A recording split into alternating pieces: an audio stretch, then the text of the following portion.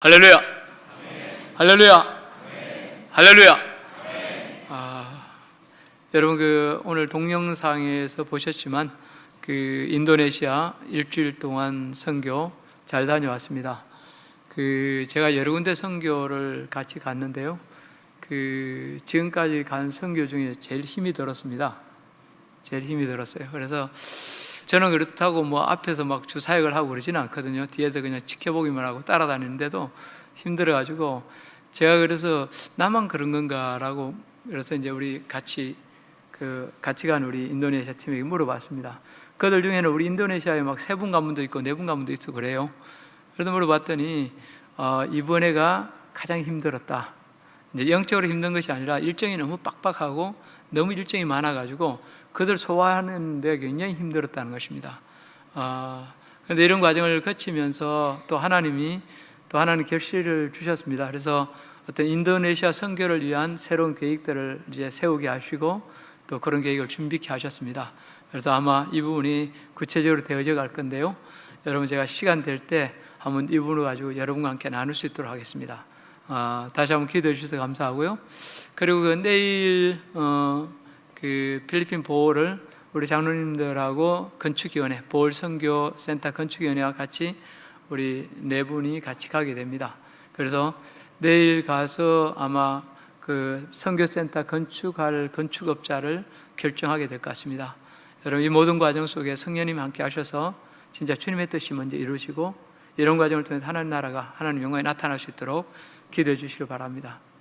제가 좀 인도네시아 선교가 좀 힘들었던 것이 감기 기운이 좀 있었습니다. 갈 때 감기 기운이 있었는데 좀 다 나았는가 싶은데 어제 또 조금 안 좋아서 이렇게 약을 먹고 있는데 조금 상태가 안 좋은 편인 것 같습니다. 그래서 여러분 건강을 위해서도 기도해 주시기를 부탁드립니다. 여러 가지 부정적인 요소가 내재해 있지만 우리나라의 경제 성장 속도는 참 놀랍습니다. 특별히 반도체나 전자, 조선이나 생명공학, 바이오 분야의 눈부신 발전은 세계를 놀라게 하고 있습니다. 그러나 이처럼 큰 발전의 이면에는 어두운 그늘도 점점 늘어가고 있습니다. 지난 10년간 우리나라 국민들의 자살 성장률이 세계 1위라고 합니다. 유럽이나 기타 선진국들은 자살률이 점점 줄어드는 추세인 반면에 우리나라는 기하급수적으로 늘고 있습니다. 특히 노인분들의 자살률은 세계 1, 2위를 다툰다고 합니다. 우리나라 노인들이 자살하는 데는 다음 2가지 동기가 가장 크게 작용하고 있습니다. 첫째는 경제적인 가난과 생활고로 인한 아픔. 두 번째는 갑자기 할 일을 잃어버리고 사람들로부터 고립되는 데서 오는 무력감과 외로움. 불과 얼마 전까지만 해도 그토록 왕성하게 활동했는데 퇴직을 하면서 갑자기 할 일이 없어졌습니다. 게다가 그렇게 자주 찾아오던 자녀들마저도 발길을 끊어버리자 외로움과 무력감을 이기지 못해 스스로 목숨을 끊고 마는 것입니다. 인생을 살아가면서 진정한 행복이 있다면 그것은 필요한 존재가 되는 것입니다. 내 자신이 쓸모있고 내 자신이 쓸모있고 누군가가 나를 필요로 할 때 우리는 존재의 의미와 삶의 보람을 누리게 됩니다. 아무리 돈이 많고 아무리 부유해도 필요한 존재로 살지 못하면 그 사람의 인생은 외롭고 비참할 수밖에 없습니다. 여러분, 갓난 아이들을 기르는 엄마들을 한번 보십시오. 처녀 때는 다 한가락하던 멋쟁이들이 그렇게 한심하게 살 수가 없습니다. 하는 일이라고는 아이 젖 먹이고 우유병 삶고 칭얼댄 아이 달래느라고 진땀 빼고 매일 빨래에다가 설거지에다가 똥 묻은 기저귀 갈아주는 등 그야말로 하찮은 일들밖에 없습니다. 그런데 희한한 것은 그들이 그 일을 하찮게 여기지 않는다는 것입니다. 오히려 행복해 한다는 것입니다. 왜 그렇습니까? 그들에게는 자기를 필요로 하는 아이가 있기 때문입니다. 사랑하는 대상, 사랑해야 될 대상이 있기 때문입니다. 오늘 본문에 나오는 모세를 보십시오.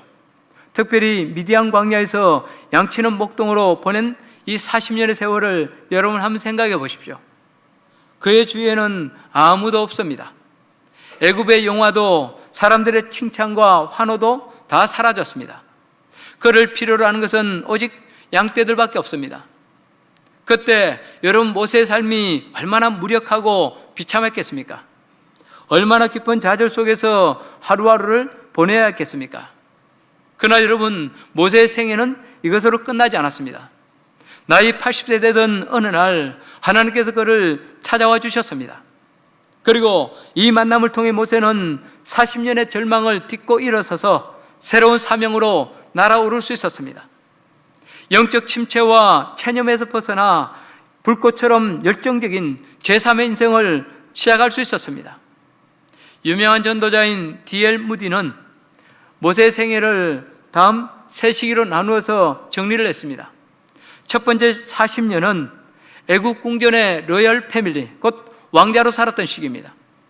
이때 모세는 나는 굉장히 잘난 사람이다, 나 아니면 안 된다는 그런 생각을 가지고 있었습니다.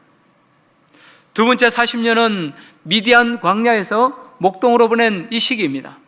그때 모세는 나는 아무것도 아닌 존재, 나는 아무것도 할 수 없는 존재라고 생각하며 자기 삶을 체념하고 있었습니다. 세 번째 40년은 이스라엘 백성의 지도자로 출애굽의 역사를 일으킨 시기입니다. 이때 모세는 나는 하나님의 사람, 하나님의 종이라는 그런 생각을 가지고 있었습니다. 하나님께서 아무것도 아닌 자기를 들어 쓰셨다는 그 사실을 깊이 깨닫게 된 것입니다. 그렇습니다, 여러분.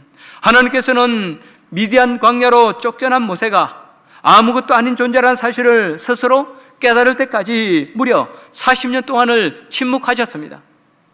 그러다가 모세가 자신의 실상을 직시하고 난 아무것도 아닙니다, 난 아무것도 할 수 없습니다라고 고백하게 되었을 때 비로소 그를 찾아오시고 그를 이스라엘의 지도자로 불러주셨습니다. 그리고 바로 여기에 신앙의 놀라운 역설, 신비가 있습니다. 사랑하는 성도 여러분, 혹시 우리는 아직도 스스로를 대단한 존재로 여기고 있지는 않습니까?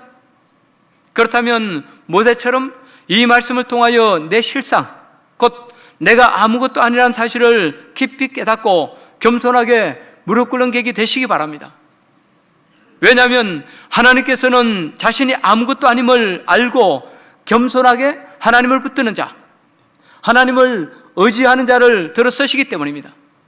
그렇다면 미디안 광야에서 자기 인생을 체념한 채 소망 없이 살던 모세가 새롭게 일어선 비결이 무엇입니까? 하나님께 쓰임받는 인생이 되기 위해서 해야 할 일은 구체적으로 무엇입니까? 오늘 본문은 그 과정을 다음 두 가지로 말씀해 주고 있습니다. 첫째, 꺼지지 않는 하나님의 능력을 만나야 합니다. 다시 말해서 성령의 불을 받아야 합니다. 지금도 주위에 보면 성령님의 존재와 능력에 대해서 여러 가지 상이한 신학적 견해들이 나오고 있습니다. 그러나 성령에 대해서 이러쿵저러쿵 얘기하는 것보다 더 중요한 것은 성령님의 능력을 직접 체험하는 것입니다. 40세 때 애국 궁전에서 도망 나온 모세는 미디안 광야에서 40년 동안을 양을 치고 있습니다. 십보라라는 평범한 여인과 결혼해서 자녀를 낳고 양을 기르다 보니 그 전에 가졌던 패기와 야망, 비전과 정의감은 어디론가 다 사라져 버렸습니다. 미디안 광야에서 40년의 세월을 보내면서 모세는 어찌 보면 그 마음에서 하나님에 대한 믿음, 하나님에 대한 의식조차 희미해져 버렸는지도 모릅니다. 젊은 날의 모세는 히브리 민족, 이스라엘 민족이라는 말만 들어도 피가 끓어올랐습니다. 그러나 80이 다 된 모세에게는 하나님도 민족이라는 말도 사명이라는 단어도 이미 낯설고 생소한 언어가 되고 말았습니다. 그에게 인생은 더 이상 장밋빛 미래가 아니었습니다. 높은 꿈이나 소명도 아니었습니다. 그는 80년의 굴곡진 인생을 살아오면서 인생에 대해서 너무 많은 것을 알아버렸습니다. 그래도 앞으로의 삶도 지금까지와 크게 다르지 않을 것이라는 그런 생각을 했을 것입니다. 이렇게 들판에서 양이나 치다가 저 자식이나 먹여 살리다가 때가 되면 별 수 없이 눈을 감는 거지 뭐. 젊었을 때는 나도 민족을 위해서 뭔가 해보려고 했는데 다 지나간 꿈이지. 인생이 다 그런 것 아니겠어? 그런 자조적인 한탄을 했을지도 모릅니다. 여러분, 이 점은 오늘날 우리들도 마찬가지입니다. 오늘 우리에게도 이런 체념과 자포자기가 있을 수 있습니다. 한때는 꿈이나 소명 이야기만 들어도 우리의 가슴이 마구 뛰었습니다. 먹지 않아도 배불렀고 앞날의 계획을 생각하다 보면 가슴이 부풀어서 긴 밤을 하얗게 세운 적이 한두 번이 아니었습니다. 그런데 어느샌가 그 꿈은 가을 낙엽처럼 땅에 떨어져 나뒹굴고 우리 가슴 속에는 끝없는 체념과 자조의 바람만 횡하니 불고 있습니다. 소시적에 그런 꿈 안 가져온 사람 누가 있나? 그러나 다 한때 가졌던 부질없는 생각들이지. 나는 이제 너무 늙어버렸어. 이 시점에서 뭔들 새롭게 시작할 수 있겠어. 사고 없이 그냥 조용히 살다가 천국이나 가면 됐지. 여러분, 그러나 우리 인생이 과연 그런 것입니까? 사고 없이 조용히 살다가 천국 가는 것이 하나님께서 디자인하신, 하나님께서 계획하신 저와 여러분의 인생의 목적이요 진실입니까? 그렇지 않습니다. 여러분, 모세를 다시 한번 보십시오. 모세가 하나님께 부르심 받은 나이가 몇 살입니까?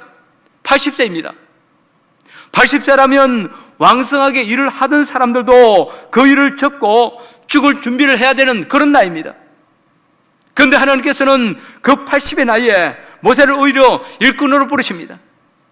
80이 된 모세는 어느 날 호렙산 기슭으로 약물을 이끌고 갔다가 그곳에서 신비한 광경을 목격합니다. 떨기나무에 불이 붙어 있는데 그 나무가 다 없어지지 않고 그대로 서 있는 것입니다.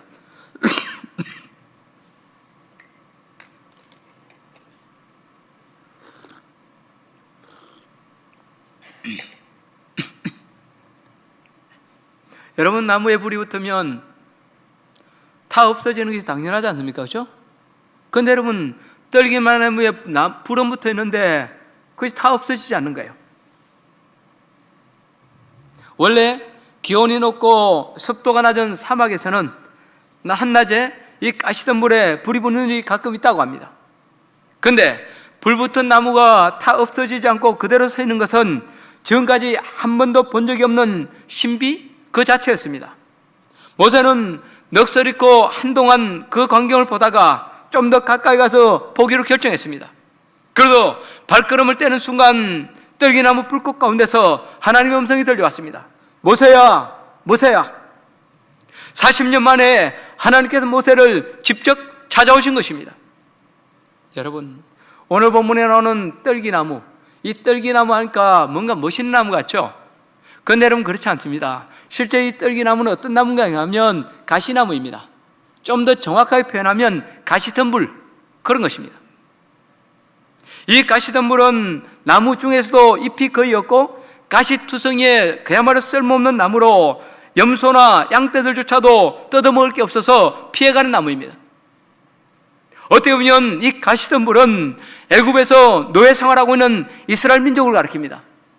동시에 꿈을 잃어버린 채 무력감 속에서 하루하루를 보내고 있는 모세를 가리키기도 합니다. 그리고 여기서 한 걸음 더 나가면 이 떨기나무는 민노라하면서도 현실에 매몰되어 꿈 없이 살아가는 오늘날의 저와 여러분들을 가리킨다고 할 수 있습니다. 그런데 이 떨기나무 가시덤불에 여호와의 불이 임하시니 놀라운 일이 일어납니다. 불꽃은 활활 타오르는데 나무는 다 없어지지 않고 그대로 서 있습니다. 그래서 보는 사람들로 하여금 놀라움과 경의를 갖게 만들었습니다. 여러분, 여기서 우리는 무엇을 깨달을 수 있습니까? 모대 시대나 지금이나 하나님께서 찾아오시고 하나님께서 불러주시면 우리는 얼마든지 위대한 삶, 하나님께 영광 돌리는 멋진 삶을 살 수 있다는 것입니다. 비록 마른 막대기처럼 쓸모없는 그러한 존재를 할지라도 성령께서 불로 능력으로 역사하시면 나뿐만 아니라 세상 사람들까지 깜짝 놀라게 하는 불꽃 같은 아름다운 삶을 살아갈 수 있다는 것입니다. 그렇습니다, 여러분. 어찌 보면 저와 여러분은 나무 중에서도 그야말로 하찮고 별볼이 없는 떨기나무 같은 자들이 할 수 있습니다. 아무리 생각해도 자랑할 것, 내놓을 것 없는 부끄러운 모습입니다. 나이가 들어갈수록 우리 한계를 더 절감할 수밖에 없습니다. 그러나 이러한 우리에게도 이러한 저와 여러분에게도 여호와의 능력이 임하시면, 성령의 불이 임하시면 꺼지지 않는 불, 언제까지나 활활 타오르는 멋진 불들이 다 될 수 있습니다. 호렙산에서 여호와의 능력을 체험한 모세 어떻게 되었습니까? 겨우 40년 동안 지치지 않고 타오르는 활화산 인생을 살았습니다. 그는 120세 곧 죽을 때가 되어도 눈이 흐려지지 않고 젊은이처럼 기력이 쇠하지 않았다고 오늘 성경은 전개해 주고 있습니다. 그렇습니다, 여러분. 능력은 우리에게 있지 않습니다. 오직 하나님께 있습니다. 가시드물 같은 저와 여러분이 주께 쓰임받기 위해서는 위로부터 임하시는 하나님의 능력, 성령의 능력을 체험해야 합니다. 성령의 연부를 받지 아니하고 사역하면 여러분 어떻게 됩니까? 다른 사람을 찌르는 가시가 될 뿐 유익을 끼치지 못합니다. 여러분 혹시 나무로 불을 피워보신 적, 지펴보신 적 있습니까? 나무로 불을 지피다 보면 제대로 마르지 않은 젖은 나무, 이 나무를 사용하거나 불 지필 줄 모르는 사람이 불을 지피려고 하면 불은 안 붙고 연기만 자욱하게 오릅니다. 성숙하지 못한 사람일수록 연기만 자욱하게 만들어 다른 사람 눈에서 눈물 나게 만듭니다. 교회도 여러분 이 점은 마찬가지입니다. 은혜 받지 못한 성도는 다른 성도들에게 가시덤불 같은 존재가 되기 쉽습니다. 괜히 찌르고 가시돋친 말을 하거나 매운 연기만 잔뜩 피워서 다른 사람 눈에서 눈물 흐르게 합니다. 오늘날 교회 안에 여러분 이러한 일들이 얼마나 비일비재하게 일어나고 있습니까? IMF 총재였던 오스왈드 샌더스라는 사람은 모세의 삶을 묵상하면서 이런 고백을 남겼습니다. 나는 하나님을 위해 불타오른 한 사람의 생애를 보며 하나님의 능력을 다시 한번 느낀다. 연약한 인간 그릇을 통해 하나님의 영광이 빛나는 것을 보았다. 그리고 이 사실을 깨닫는 순간 나는 꿈에서 깨어나 큰 소리로 하나님께 기도했다. 오 하나님, 내 아버지여, 나에게도 불타오르는 성령의 권능을 부어주셔서 당신 위에 살게 해주십시오. 그렇습니다, 여러분. 성령의 능력이 임하시면 저와 여러분이 어떤 자를 할지라도 다 주 안에서 멋진 인생 살아갈 수 있습니다. 특별히 하나님께서는 믿는 저와 여러분에게 세상 그 누구도 갖지 못한 기막힌 특권들을 주셨습니다. 그것은 하나님의 뜻에 맞게 기도하면 응답하시고 진짜 위대한 삶을 주시겠다는 약속입니다. 성령을 사모하여 구하면 성령님 반드시 임재하시고 넘치게 역사해 주신다는 약속입니다. 따라서 이제 우리는 이렇게 기도해야 합니다. 하나님, 저는 떨기나무 곧 가시덤불입니다. 그냥 내버려 두시면 연기나 피우고 다른 사람을 찌르며 살 수밖에 없습니다. 그러니 하나님 아버지, 성령의 불, 성령의 능력으로 제 속사람과 끝사람을 새롭게 해주십시오. 그리하여 주님 뜻 이루고 언제까지나 하나님의 영광의 빛을 발하는 그런 삶 살게 해주십시오. 오늘 예배하는 저와 여러분에게 이 간절한 기도를 통해서 모세가 체험했던 21세기의 호렙산의 불꽃, 성령의 기름 부으심을 다 체험할 수 있기를 주의 이름으로 축복합니다. 두 번째로, 발에서 신을 벗고 맨발의 신앙으로 하나님 앞에 나가야 합니다. 하나님의 부르심은 크게 다음 두 가지가 있습니다. 첫째는 구원의 소명이요, 다른 하나는 헌신의 소명입니다. 전자가 자녀로서의 소명이라면 후자는 일꾼으로서의 소명입니다. 죄로 영원히 죽을 수밖에 없는 우리를 구원하여 자녀 삼아주신 것 참으로 큰 은혜입니다. 그런데 거기서 한 걸음 떠나가 우리처럼 연약하고 형편없는 저와 여러분에게 교회와 세상을 섬길 수 있는 직책까지 주셨다는 것, 얼마나 놀랍고 감격스러운 일입니까? 그래도 이 은혜를 체험한 바울이 디모데전서 1장 12절에서 뭐라고 고백했습니까? 같이 읽어보겠습니다. 나를 능하게 하신 그리스도 예수 우리 주께 내가 감사하며 나를 충성되이 여겨 내게 직분을 맡기시니. 그렇습니다. 여러분, 바울의 첫 번째 고백은 감사는 뭡니까? 나를 능하게 하셨다? 여기서 능하게 하셨다는 말은 능력 있는 사람 되게 했다는 뜻이 아닙니다. 오히려 뭡니까? 무능하고 죄로 말미암아 죽을 수밖에 없는 그를 구원하여 자녀 삼아 주셨다. 하나님 자녀 되게 해주셨다는 것입니다.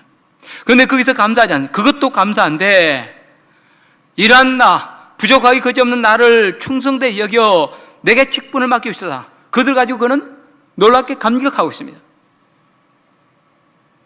여러분, 예수님께서 세상에 계실 때 수많은 사람이 그 뒤를 쫓았습니다. 그들 중에는 예수님의 제자가 되고 싶어하는 사람들도 많았습니다. 그러나 원하는 사람이 다 제자가 된 것은 아니었습니다. 그들 중에 오직 12명만 제자가 되는 영광을 누릴 수 있었습니다. 그런데 여러분, 오늘날 어떻습니까? 하나님께서 저와 여러분을 자녀로, 구원받은 자녀로 불러주셨을 뿐만 아니라 주님과 복음을 위해서 사는 제자로도 불러주셨습니다. 이 얼마나 놀라운 은혜요, 큰 특권입니까? 따라서 이 소명감이 분명한 사람은 늘 행복하게 살아갈 수 있습니다. 그 삶에는 감사의 이유와 감사의 노래가 충만할 수 있습니다. 막노동을 하건 월급쟁이로 살아가건 자기 사업을 하건 집에서 살림을 하건 소명감 있는 사람, 하나님께 붙잡힌 바 된 사람은 날마다 설레임으로 새날을 맞이할 수 있습니다. 이 점은 여러분 모세도 마찬가지였습니다. 본문 4절 5절 말씀 우리 같이 한번 읽어보겠습니다. 여호와께서 그가 보려고 돌이켜오는 것을 보신지라 하나님이 열린 나무 가운데서 그를 불러 이르시되 모세야 모세야 하시매 그가 이르되 내가 여기 있나이다. 하나님이 이르시되 이리로 가까이 오지 말라. 내가 선 곳은 거룩한 땅이니 내 발에서 신을 벗어라. 떨기나무에 불이 활활 붙어 있습니다. 근데 나무는 타지 않습니다. 이 희한한 광경을 보려고 모세가 가까이 다가가자 하나님께서 그를 부르십니다. 모세야, 모세야. 모세가 내가 여기 있습니다라고 대답하자 하나님께서 그에게 이상한 요구를 하나 하십니다. 내가 선 곳은 거룩한 땅이니 내 발에서 신을 벗어라. 여러분에게 물어보겠습니다. 하나님께서 모세에게 왜 신발을 벗으라고 하셨습니까? 그 대답은 다 벗어놓고 다 내려놓고 하나님이 종이 되라는 것입니다. 더 이상 자기 주장하지 말고 하나님께 붙잡힌 바 된 사람 되라는 것입니다. 그래야 하나님의 일을 제대로 할 수 있다는 것입니다. 우리가 이미 알고 있는 대로 여러분 모세는 40년 광야 생활을 통해서 자신의 한계와 무능을 철저하게 깨달았습니다. 충분하게 낮아지고 충분하게 겸손하게 되었습니다. 그러나 그에게는 아직까지 극복하지 못한 결정적인 장애물이 두 가지가 있었습니다. 첫째는 그가 애굽에 살 때 가졌던 왕자의식과 강한 자의식입니다. 이 왕자의식과 강한 자의식을 내려놓지 않고는 하나님의 일을 제대로 감당할 수가 없었습니다. 그래서 하나님은 모세에게 내 발에서 신을 벗으라고 하심으로 왕자의식과 강한 자의식에서 벗어나라고 그렇게 도전하신 것입니다. 둘째는 하나님보다도 바로를 더 무서워하는 두려움입니다. 당시 모세는 하나님의 구원 약속보다도 자기를 죽이겠다는 그 바로의 위협에 더 눌려 있었습니다. 그러던 모세는 하나님의 명령에도 불구하고 애굽으로 돌아가지 않겠다고 고집을 부렸고 하나님께서도 이 점을 알고 계셨습니다. 그래도 내 발에 신을 벗으라고 공포와 두려움까지도 이제는 다 내려놓고 하나님만 바라보라고 하나님께 순종하라고 그렇게 말씀하신 것입니다. 어떤 신학자는 내가 선 곳은 거룩한 땅이니 내 발에서 신을 벗으라는 이 말씀을 이렇게 해석하기도 했습니다. 좀 리얼하게 표현해 보겠습니다. 모세야, 너는 왕자의식을 아직도 버리지 못했니? 또 언제까지 과거의 두려움에 사로잡혀 있을 거냐? 이제 너는 내 종, 내 소유다. 하나님의 일은 인간적인 자격이나 조건으로 할 수 있는 것이 아니란다. 40년 전 네가 실패한 것은 너의 신분, 너의 능력으로 이스라엘을 구하려고 했기 때문이다. 하나님의 사역은 다 내려놓고 다 벗어버리고 오직 하나님만 의지하는 맨발로 하는 것임을 명심해라. 그리고 이제라도 다 내려놓고 맨발로 나오너라. 그래야 내가 너를 쓸 수 있단다. 여러분 40살 당시에 모세를 한번 보십시오. 그는 자칭 지도자요 자칭 민족의 구원자였습니다. 모세는 애굽 왕실에서 배운 문무 실력으로 이스라엘 민족을 해방시키고자 꿈을 꾸었습니다. 그는 내 사전에는 불가능이 없다라는 그런 식의 자기 확신에 사로잡혀 있었습니다. 자기가 나서기만 하면 다 될 줄 알았습니다. 한마디로 모세는 자기 확신에 가득 차서 하나님 없이 하나님의 일을 하고자 했던 그런 사람이었습니다. 그런데 모세의 이런 모습은 오늘날 우리들에게도 있을 수 있습니다. 우리 역시 하나님 일을 한다고 하면서도 그 일에서 하나님을 배제시킬 수 있습니다. 아니, 하나님이 계심에도 불구하고 하나님 없는 것처럼 내 멋대로 할 수 있습니다. 하나님 없이 하나님 일을 할 수 있습니다. 저도 목회를 하다 보면 이런 질문을 저 자신에게 던질 때가 가끔 있습니다. 지금 내가 하고 있는 이 일 가운데 하나님이 계시는가? 지금 나는 하나님의 뜻을 수행하고 있는가? 아니면 그냥 내 일을 하고 있는가? 그때마다 종이라고 하면서도 실제로 주인처럼 살고 있는 내 모습, 하나님 일을 한다고 하면서도 실제로는 내 생각, 내 의도를 앞세우고 있는 자신의 모습을 발견할 때가 한두 번이 아닙니다. 사랑하는 성도 여러분, 하나님 일을 하는데 왠지 기쁨이 없습니까? 하나님 일을 하는데 갈수록 더 힘이 들고 피곤해지십니까? 하나님 일을 하는데 사랑관계가 자꾸 꼬이고 이런저런 불평들이 터져나오십니까? 여러 가지 이유가 있겠지만 가장 근원적인 이유는 그 일 가운데 하나님이 계시지 않기 때문입니다. 아니, 하나님이 계시지만 하나님을 무시하고 우리가 앞서가고 있기 때문입니다. 하나님께 순종하는 것이 아니라 내가 하기 때문입니다.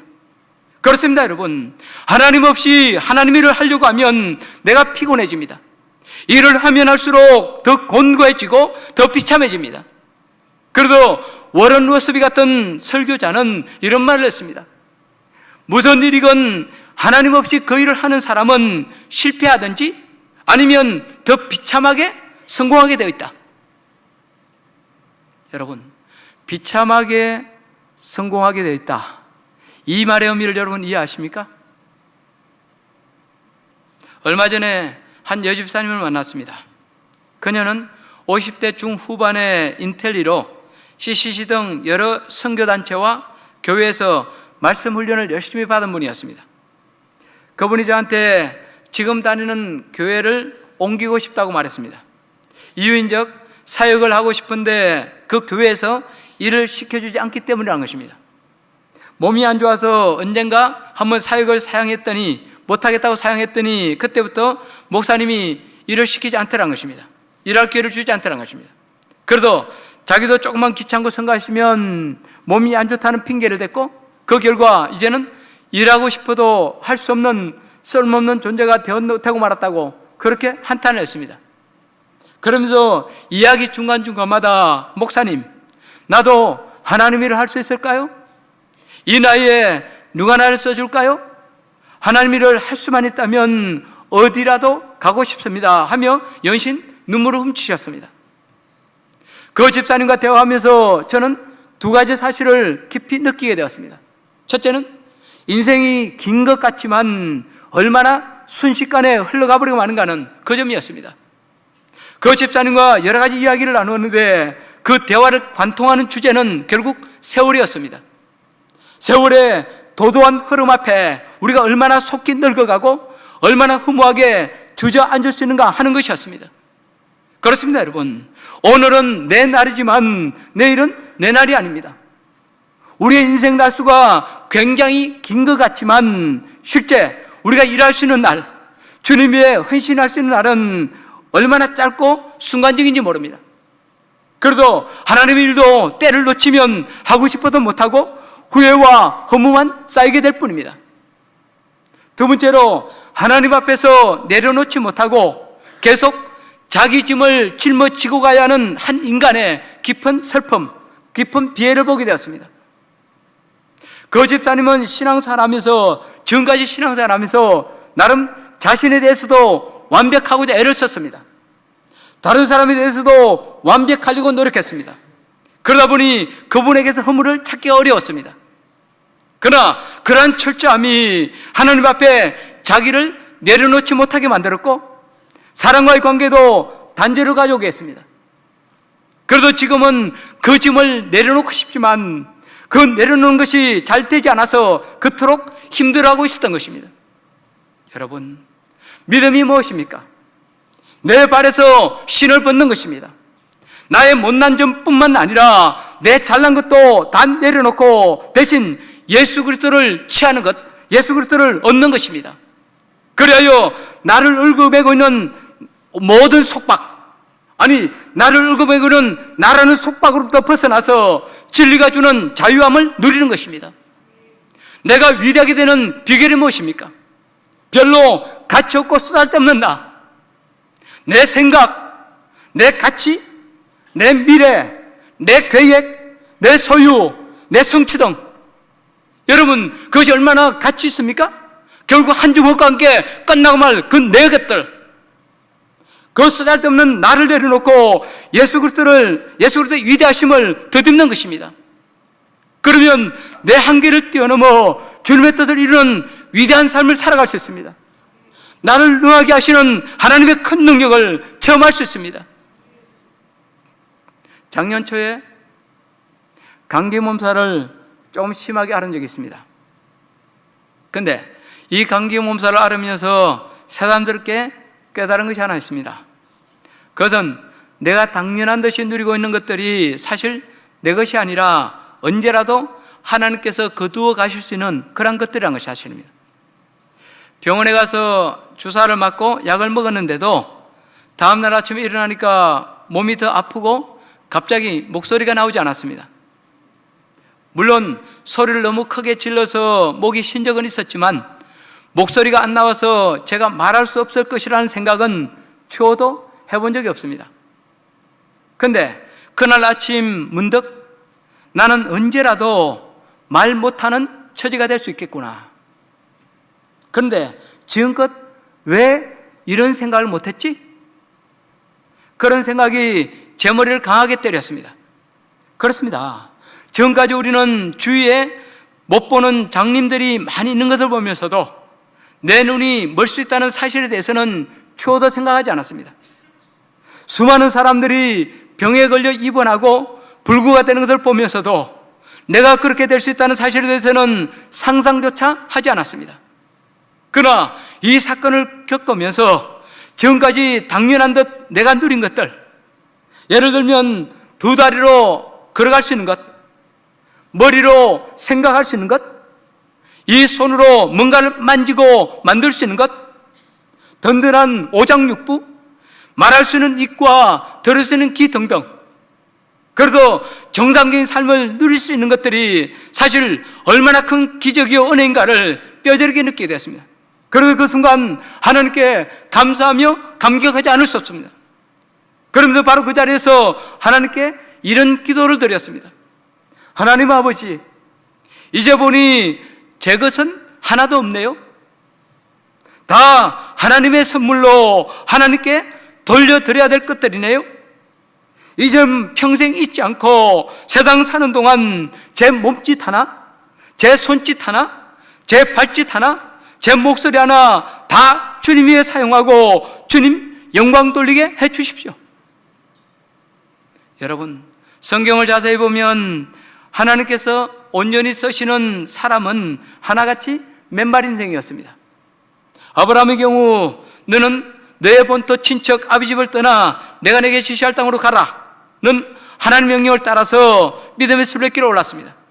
그런데 여기서 본토 친척 아비 집을 떠나라는 이 말씀은 다른 말로 신을 벗고 맨발로 하나님 옆에 서라는 것입니다. 또 여러분 야곱은 어떻습니까? 아버지 이삭을 속이고 집에서 도망 나와 20년 동안 철저하게 밑바닥 인생을 살면서 그야말로 철저하게 신발 벗는 훈련을 했습니다. 이뿐만이 아닙니다. 모세의 뒤를 이어서 이스라엘의 지도자가 된 여호수아가 백성들을 이끌고 가나안에 들어갔을 때 하나님 뭐라고 하셨습니까? 여호수아 5장 15절입니다. 여호와의 군대기장이 여호수아에게 이르되 내 발에서 신을 벗으라. 내가 선 곳은 여호수아가 그대로 행하니라. 여호와의 군대 장관이 여호수아에게 이르되 내 발에서 신을 벗어라. 내가 선 것은 거룩하니라 하니 여호수아가 그대로 행하니라. 여러분, 그대로 행한 결과가 무엇입니까? 그야말로 민족의 위대한 지도자였던 모세가 그토록 오랫동안 꿈꾸고 소망했지만 이루지 못한 가나안 정복의 놀라운 역사를 이 여호수아, 연약하기 그지없는 여호수아를 통해서 이를 이루어 주셨습니다. 이것이 여러분 하나님 앞에 신발 벗은 인생의 아름다운 삶이요 위대한 인생입니다. 이제 결론을 맺고 싶습니다.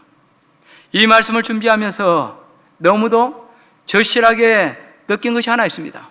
그것은 하나님 앞에서 기꺼이 신발을 벗을 수 있는 헌신자 하나가 얼마나 소중한가 하는 것입니다. 주위에 보면 똑똑한 사람, 재능 있는 사람 참 많습니다. 돈 많은 사람, 또 열심히 있는 사람도 많이 있습니다. 다정하고 인간도 좋고 흠없는 그런 사람들도 많이 있습니다. 그러나 하나님의 부르심 앞에서 자신의 신발을 벗는 사람은 그렇게 많지 않습니다. 그래도 하나님 일을 한다고 하면서도 실상은 내 욕심, 내 생각대로 걸어가다가 실패하는 경우가 얼마나 많습니까? 사랑하는 성도 여러분, 여러분의 생애가 진짜 가치 있고 복되기를 원하십니까? 하나님께 쓰임받는 인생의 행복을 여러분 누리고 싶습니까? 그렇다면 먼저 여러분의 발에서 신을 벗으시기 바랍니다. 왜? 하나님의 일은 내가 하는 것이 아니라 하나님께서 친히 하시기 때문입니다. 우리가 해야 할 일은 하나님께서 부르실 때 단지 내 발에서 신을 벗는 것뿐입니다. 이 시간 눈을 한번 감아 보겠습니다.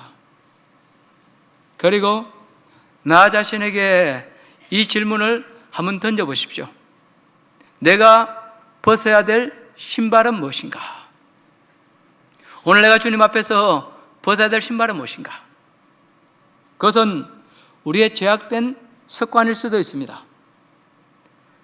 강한 내 자존심일 수도 있습니다. 부정적인 생각이나 가치관일 수도 있습니다. 얽힌 인간관계일 수도 있습니다. 과거의 업적이나 과거의 자랑거리에 대한 집착일 수도 있습니다. 내 신앙이 좋다는 영적 교만일 수도 있습니다. 모든 불순종의 원인이라고 할 수 있는 게으름, 곧 귀차니즘일 수도 있습니다. 아직도 버리지 못한 이기심과 세상 욕심일 수 있습니다. 기타 등등 있습니다. 여러분, 다 내려놓으시기 바랍니다. 이미 더럽고 때 묻은 그 신발 과감하게 벗어버리시고 예수 그리스도로 새롭게 갈아입으시기 바랍니다. 그러면 가시덤불같이 떨기나무같이 소망 없는 인생이라 할지라도 하나님께서 아름답게 꽃 피워주시고 영광스럽게 열매 맺게 해주실 것입니다. 성령께서 친히 역사하셔서 저와 여러분의 생애를 불꽃같이 아름답게 사용해 주실 것입니다. 이 은혜의 주인공 다 될 수 있기를 주의 이름으로 축복합니다. 기도하겠습니다. 좋으신 아버지 하나님, 크신 은혜와 사랑을 감사합니다. 아무리 내가 나를 자랑하고 잘난 체 할지라도 우리 자신을 솔직하게 돌아보면 저 사막 한가운데 있는 가시나무 같은 우리의 모습임을 고백하지 않을 수 없습니다.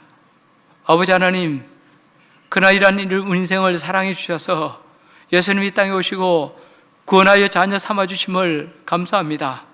또 이러한 우리를 통하여 이 땅에 주님의 아름다운 일을 이루고 가시며 우리의 생애를 영화롭게 해주시기 위해서 복되고 성취하는 삶 되게 해주시기 위해서 내 발에서 신을 벗으라고 말씀해 주심을 감사합니다.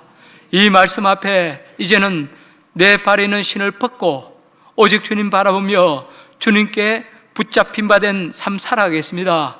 성령님 역사해 주시고 기름 부어 주시고 인도하여 주시옵소서. 그래 가시나무 인생일지라도 하나님 불타는 인생 되게 하시고 주님 영광에서 멋진 인생 걸어가는 우리 모두 다 될 수 있도록 아버지 함께 하여 주시옵소서. 부족할지라도 이러한 우리를 버리지 아니하시고 끝내 선있게 하실 주님을 찬양합니다.